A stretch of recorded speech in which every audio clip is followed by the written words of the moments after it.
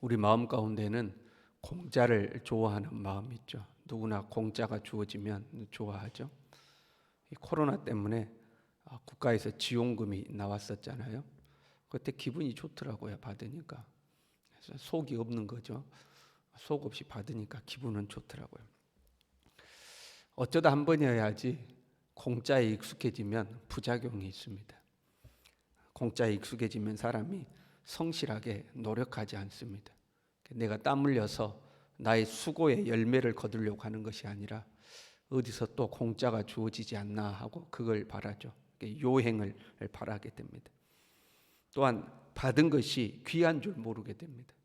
내가 고생해서 얻어야 그것이 참 귀한 거라는 걸 알죠.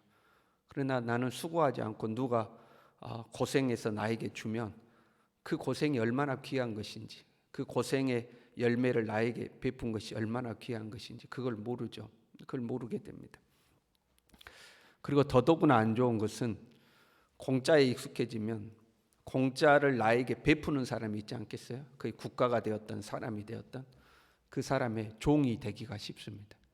그 사람의 눈치를 보고 그 사람 눈밖에 안 나려고 노력하고 어떻게 해서든지 그 사람에게 잘 보여가지고 그 사람이 나에게 또 공짜를 베풀 수 있도록 그러한 어떤 그 사람에게 얽매이게 되는 그런 모습들이 되게 됩니다. 과거에 부교육자로 있던 교회에 시의원 한 명이 등록을 했습니다. 시의원이 등록을 했는데 얼마지 않아서 그 교인이 어려운 문제가 있는데 이 시의원이 그 어려운 문제를 해결을 해준 거예요. 그리고 나니까 그 시의원을 한번 만나려고 교인들이 그 시의원 집 앞에 기다리고 있습니다. 문제가 생기면 하나님 앞에 나와서 엎드리고 하나님께 도움을 요청하는 것이 아니라 그 시의원을 찾아가요.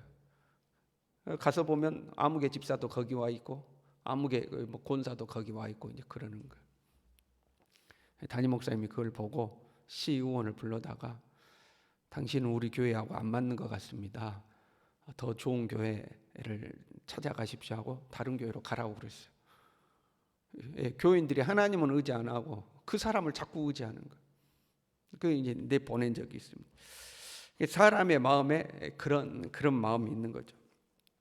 받고 살면 당당하지 못합니다. 주는 사람은 당당하죠. 우리는 서로 돕고 서로 의지하며 살아갑니다. 서로 돕고 서로 의지하는 거예요. 그런데 저 사람이 나를 도와주려나 하고 자꾸 사람에게 기대려는 마음, 이 마음으로 살면 안 되는 거예요. 우리가 의지할 리는 오직 하나님 한 분밖에 없는 줄로 믿습니다. 우리는 오직 하나님만 의지해야 되는 거예요. 무슨 일이 있으면 가장 먼저 하나님 앞에 나와서 하나님께 도움을 구하고 하나님을 의지하고 하나님께 매어 달려야 됩니다. 하나님 내게 은혜를 베풀어 달라고. 오직 우리는 하나님의 은혜가 필요한 거죠. 그러다 보면 하나님이 사람도 붙여주시고 환경도 조성해 주시고 이러는 것이 돼야지 어디 사람 없나 하고 자꾸 사람을 쳐다보면 안 되는 거죠. 그런데 이 하나님의 은혜도 잘못 받으면 안 됩니다. 하나님의 은혜도 공짜 받듯이 하려고 하는 이제 그런 거 있는 거죠. 공짜에 익숙해지니까. 1절에요. 하나님의 은혜를 헛되이 받지 말라 이렇게 되어 있습니다. 헛되이라는 단어는 텅 빈 공허한 그런 말입니다. 하나님의 은혜를 쓸모없는 것으로 만들어버린다 이제 이런 의미예요. 한번 여러분 생각해봐요.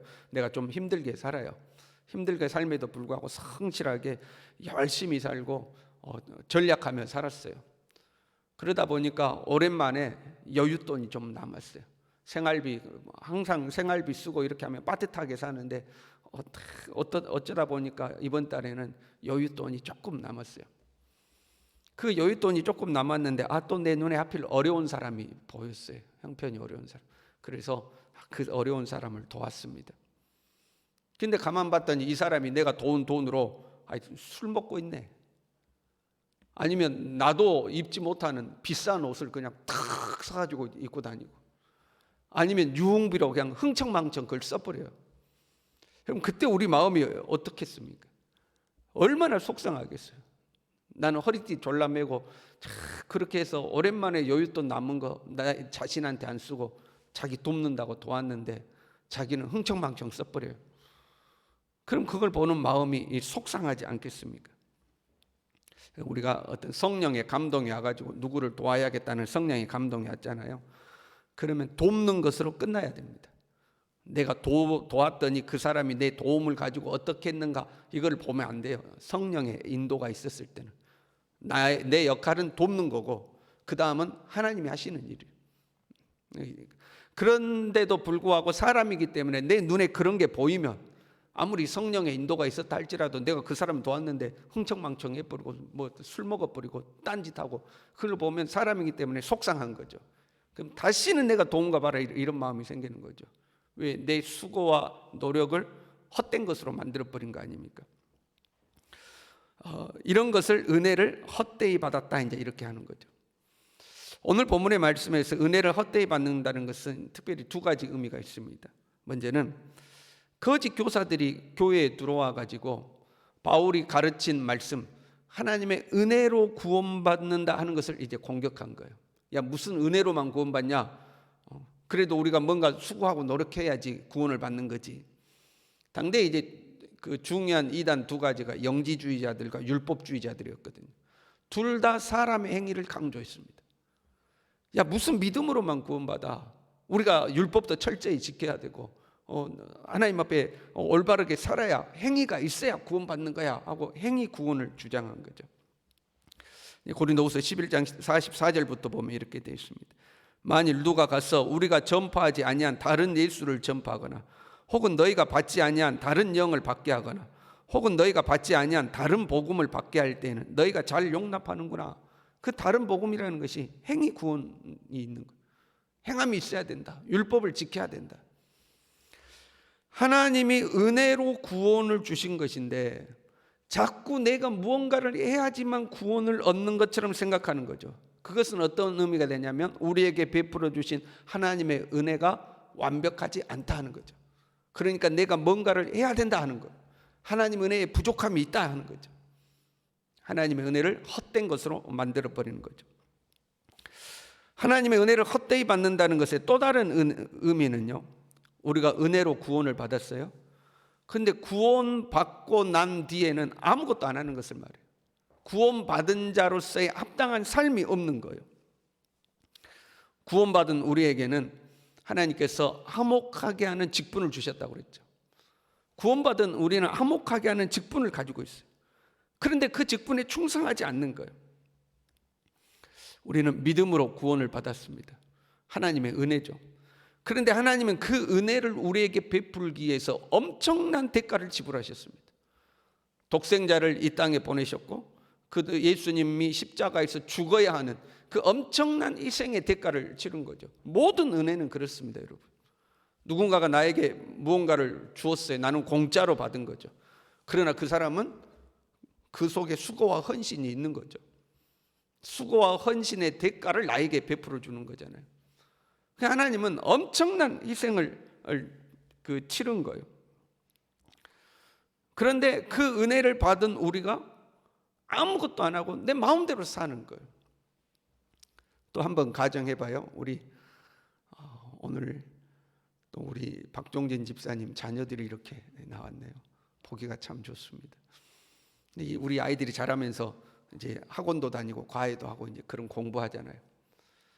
형편이 어려운 부모님이 있었어요. 이제 남편을 먼저 떠나 보내고 혼자서 자녀들을 키워요. 아이가 공부할 때가 되니까 어떻게 해서든지 공부를 시켜본다고 그냥 고생하면서 몸이 부서져라 일해 가면서 아이를 그래도 좋은 학원 보내고, 때로는 고액 과외도 시켜가면서 공부시켜보겠다고 먹을 건 못 먹고 입을 것도 안 입고 그냥 몇 년 동안 입은 옷, 똑같은 옷, 낡아진 옷, 그런 옷 입어가면서 놀러도 안 가고 모임에도 안 가고 그냥 자녀를 위해서 온 헌신을 다했어요. 그런데 어느 날 봤더니 이 애가 학원에 가서 공부를 하는 게 아니고 거기서 이성에 눈이 팔려가지고 수업 시간에 땡땡이 치고 나가가지고 그 이성하고 놀러 다니는 거예요. 그걸 봤을 때 부모 마음이 어땠을 것 같아요? 몸이 부서지라 이래가면서 아이를 그렇게 뒷바라지 했는데 애가 그렇게 싸돌아다니고 있어요. 억장이 무너지지 않겠습니까? 우리가 하나님 앞에 그럴 수가 있다 이 말이에요. 하나님은 독생자를 죽음에 내몰아가면서도 우리에게 은혜를 베풀었는데 우리는 그 은혜를 받아놓고 자기 마음대로 산다 이 말이에요. 그때 하나님의 마음이 어떻겠냐 하는 거죠. 3절에요. 우리가 이 직분이 비방을 받지 않게 하려고 무엇에든지 아무에게도 거리끼지 않게 하고 오직 모든 일에 하나님의 일꾼으로 자천하여 많이 견디는 것과 환난과 궁핍과 고난과 매맞음과 갇힘과 난동과 수고로움과 자지 못함과 먹지 못함 가운데서, 그러니까 하나님이 나에게 은혜 베풀어 주셨다. 그리고 나에게 화목케 하는 직분을 맡겨주셨다. 이 직분이 욕먹지 않게 하기 위해서, 비방받지 않게 해서 온갖 고생을 감당했다는 거예요. 고생하니까 던져버리고 힘드니까 버려버리고 아이고 편하게 좀 더 편한 곳으로, 좀 더 편한 곳으로가 아니라 온갖 고생을 감내했다 하는 거죠. 나에게 베풀어 주신 하나님의 은혜가 헛되지 않도록, 이게 학생으로 예아를 든 학생으로 치자면 열심히 공부했다는 거예요. 우리 어머니의 그 고생이 헛되지 않도록 나는 코피를 흘려가면서 공부했다, 이제 이런 게 되는 거예요.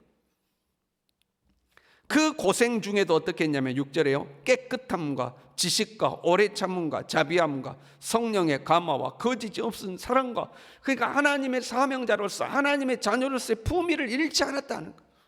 내가 그 고생했지만 비굴하지 않고 정직하고 하나님의 자녀다운 모습을 잃지 않았다는 거죠. 왜? 내게 주신 하나님의 직분이 비방을 받을까 봐. 하나님이 주신 직분이 비방을 받는다면 하나님의 은혜가 헛되이 될까 봐. 내 그 고생하는 거 다 참아냈고 그 속에서도 하나님의 자녀로서의 사역자로서의 품위를 잃지 않았다 하는 거. 여러분, 우리는 어떻습니까? 에이, 이제 목사가 돼가지고 저 모양이야. 그 소리를 듣는 것이 하나님의 은혜를 헛되이 할 수 있다. 물론 비방을 위해서 비방하는 세상 사람들 있잖아요. 그런 비방 말고 누가 보더라도 아이고 저 목사가 돼가지고 에이 저래가지고 장로라고, 아우 교회 암흑의 권사 때문에 그 교회는 못 다닐 것 같아. 하나님이 우리를 부르시고 우리에게 주신 직분이 비방을 받는 거죠. 여러분, 우리가 그냥 구원받고 그냥 직분 받은 것 아닙니다. 구원받고 직분 받은 데는 예수 그리스도의 그 큰 희생이 있었던 거예요. 여러분, 주는 사람은요 주는 것으로 끝이 납니다. 내가 주면 주는 것으로 끝이 나요. 그러나 받는 사람은요 받는 것에서부터 시작되는 겁니다. 받는 것으로 끝나는 게 아니에요. 받았으니까 이제 내 마음대로도 아니에요. 주는 사람은 주는 것으로 끝이 나고 받는 사람은 받는 것에 대해서 합당하게 살 수 있어야 돼요. 누군가가 내게 베풀어 준 것을 정말 귀하게, 누가 보더라도 잘했다 싶게, 그것을 이제는 내가 감당해야 되는 거잖아요. 받은 사람이 허랑방탕하면 주는 사람의 헌신과 수고가 헛되게 되는 거죠. 하나님의 은혜도 마찬가지죠. 우리가 하나님의 은혜를 받은 것으로 끝나는 게 아니에요. 하나님의 은혜를 받았으면 거기서부터 시작인 겁니다. 이 은혜를 어떻게 감당할 것이냐 하는 거예요. 어떻게 이 은혜에 합당한 삶을 살 것이냐 하는 거죠. 저와 여러분이 하나님의 은혜가 헛되지 않는 삶을 살아갈 수 있길 바랍니다. 우리 각자에게 주신 사명과 각자에게 주신 직분을 잘 감당하여 하나님의 은혜가 헛되지 아니한 하나님의 사람이 될 수 있기를 바랍니다. 기도하겠습니다.